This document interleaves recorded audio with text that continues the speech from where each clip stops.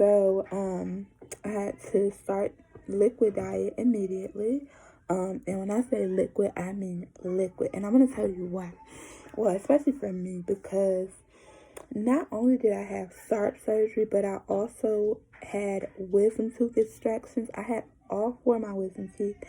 And in order for me to have the SARP surgery, and also get my braces, I could not have my wisdom teeth in. So they took my wisdom teeth out. Even though throughout my 28 years, I've never had problems with my wisdom teeth. But they gotta go, whatever. And so, liquid diet, I was drinking, like, you could have a lot of stuff, like broth, soups. You can have, milkshakes,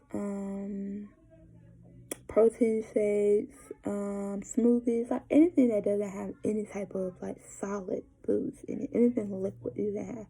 Anything liquid. Water, juices, milk, anything liquid.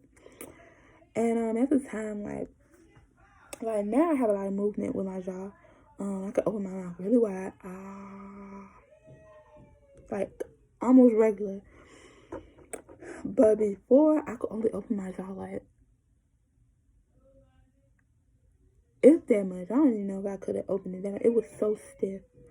But I had to use this. And they gave me this. I think like my nurse made it.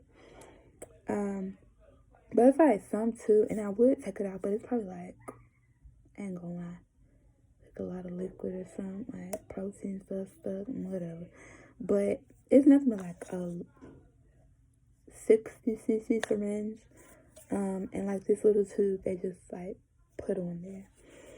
And you just draw up the liquid. Look, y'all, it must got something stuck in it. But you just draw up the liquid. And then I ain't gonna put it in my mouth now, but I would put it in my mouth. And then push. So, it was my best friend, baby. Best friend. I'm talking about water, juice, milk, protein shake, whatever I can get in. I even had soup in this motherfucker, like cheese soup in here. Thick as hell. Don't care. It was all going down there. And I'm gonna tell you, the jaw surgery, the SARP surgery was not bad at all. However, the wisdom teeth extractions did give me problems because my mom, God bless her, she bought me some soup, and it ended up being it was chicken noodle soup, but it ended up having bits of chicken and like star pasta or something in it. And she tried to strain it as much as possible, but no, it didn't work. And me being hard-headed, I was just so tired of like liquid. I was like, oh my God, I would have anything to just eat something. And so I was like, well, you did your best. Like, I could just swallow it, whatever, blah, blah, blah. And I think this was like, y'all, I want to say like day 2. It was so bad, day 2. That's how fat I am. And so I ate it, and that was fine. And at that time, I really was like not aware of like my wisdom. At that time, like I knew that my wisdom tooth got extracted, and I knew that I wasn't supposed to like mess with the blood clot or nothing like that. But I wasn't like aware of, because I did no research on like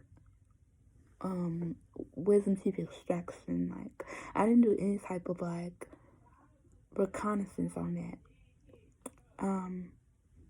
So I didn't really know how to take care of that or what to expect or dry slop, none of that. So I learned the hard way, because the next day I woke up and all, like from my ear all the way down to my jaw was pain. Oh my gosh, y'all, that was the worst pain ever. Like, it was up there with the freaking spacers. Like, it was bad that I told my sister, I was like, yo, and it's crazy because my mom was about to catch a flight, and I was like, I gotta go to the house now. Y'all. And so I got there and I was like, I had done this research. I'm bad about doing research and talking to my doctors. But I done this research. I was like, oh my God, I think I got dry socket. Like, it hurts so bad. Can you help? And come to find out, y'all, I had pieces of that soup in my womb, like in my wisdom tooth extraction.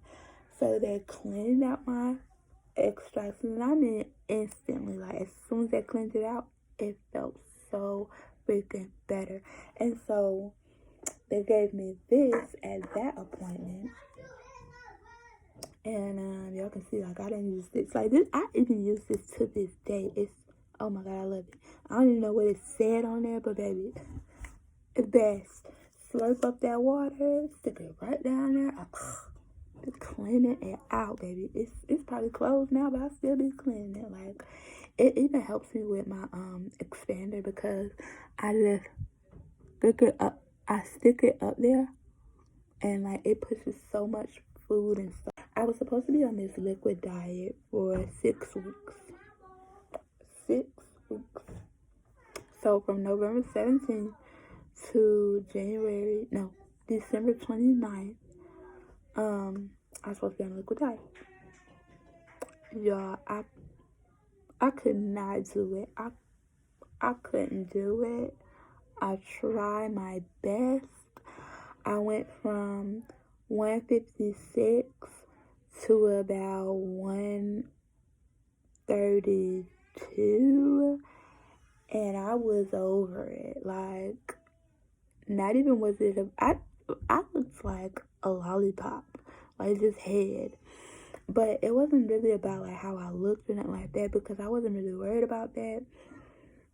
It was more so like I was just depressed. I was hungry. Like, it's like I was hungry and full at the same time, because I was craving like solid foods, but I was still doing my protein shakes and stuff. And I'm not gonna lie, I really didn't have much variety. Like, I did protein shakes, and then I did a lot of freaking mashed potatoes, like a hell of mashed potatoes. And I don't think I really ate a lot of mashed potatoes since. But so maybe that was the problem, because it was like really monotone in what I was eating. But I like felt so full because I had so much liquid in my stomach, but I was still like craving and hungry. So I started, like, I think the first thing I really ate was like a taco. Y'all, let me tell you, I was so shitty afterwards, but it was so freaking good. It was so good. I gnawed on it. I gnawed. It took me to eat one soft taco, and I'm talking about, it was little, like really little. It took me like 15, 20 minutes, but I didn't care. I don't care. It was good. And it was good. And from there, I just kept going. So now, like, I know I'm not supposed to, but girl, a couple minutes ago, I had some Skittles. I still be like working my jaw, strengthening it. I can do a lot. Like I said, it's been about like 7 weeks. I'm like 7, almost 8 weeks post-op. So I'm about where I should be for eating solid foods anyways. But I just feel like I don't want to tell nobody to do, like, you should do what your doctor says, but at the same time, you know what your body can take. And I was ready to eat, and I felt like I could. Like, I even had my mom and my sister and stuff like, what are you doing? Like, you don't need to be eating out. Girl, I'm hungry. Mind your business. This is my mouth. So, I'm sorry, y'all. If y'all hear some yelling, that's my mama. She got my 2 kids, my sister kid down there. It be a mess. So, I started turning my expander because, let me explain the actual surgery. They cut along my gum line, pulled it down to cut inside where my palate is in half. Sewed all that back up. And then the expander, you actually turn, this is the case. Let's see. So it's like a little hole up there, and I'm not gonna, I can't show you no more because I already had my appointment to seal, put glue and seal off so that I can't turn it anymore and it doesn't like retract back. But I'm gonna just like show y'all. So I would have to stick this little thing, and it would be a hole there, and push in, and then you would push backwards. And so say this is the hole, you will push backwards and the little thing will go around until you see the next hole that it can fit in. And as I was pushing, it would widen my palette. And you would think that it would hurt. It didn't hurt at all. It's a weird sensation. And y'all, if I'm telling y'all it was no pain, like I'm for real, because I'm a baby when it comes to girl needles. I be wanting to cry. Like, I'm a baby, but it was no pain. It was like a lot of pressure, and it would only be pressure for like 2 to 5 minutes, and then after that, you don't even notice it no more. Of course, you know you still got something in your mouth, but you don't know like it's been stretched. And so I had to do 18 days worth of turning twice. So I did one turn in the morning and one turn at night. So all in all, I did about 36 turns. And it's funny because every time I was going to my appointments, they would be like, oh my God, look at that gap. Like they'd never seen it before. But they did let me know that I was their most aggressive gap. Y'all, when I show y'all this gap, because I'm about to show y'all now. When I show y'all this gap, keep in mind, I never had a gap before in my life, in my entire life. And so this is all from turning this appliance. And now my top jaw sits with my bottom jaw, even though I still see why I need that surgery to push, because the next jaw surgery is to push my top jaw back and my bottom jaw a little forward so that they match up. Of course, after I get braces, after they align everything. But I still can't, like, it feels weird to bite down just because my teeth are like off, and you can tell I need the braces and the other surgery and all that. But I never had a gap before, and so sometimes I laugh. Like, it's funny as hell to me because I look like a hillbilly.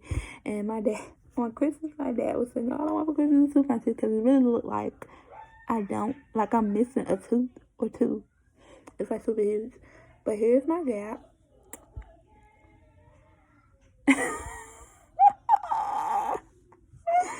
So now y'all see that. I look crazy as hell, I know. I can't even smile. And as you can see, I still need the braces, like, to align everything. But, like, they're sitting on top of each other now. It's just, I need braces to fix it up. So yeah. Girl, like a hippo. I mean, I never did smile. Like, when I take pictures, I don't smile, but you still really ain't smiling now. Like, y'all, Michael Strahan, where? Who? Oh, I thought, no. I'm worse. I'm bigger. But, yeah, so, that's my gap. And this is a humbling process, y'all. Like, I don't go nowhere without my mask. Talk to people without saying, hey, I had jaw surgery. That's why I sound like this. Like, I'm not so. It's enjoyable for me. Like, this is something that I could go through. Like, people still like me. People, like, stuff like this let you know that people like you for you. And they like, oh, you're not gonna always look like that, blah, blah, all this and that. But I already know that this transformation is going to be beautiful. I'm beautiful inside and out. And I love it. I love it. So I'm going through it, okay? I'm probably going to miss my gap once it's gone. Because I always be smiling and stuff, and my sister and like, y'all, I'm a mess, I know.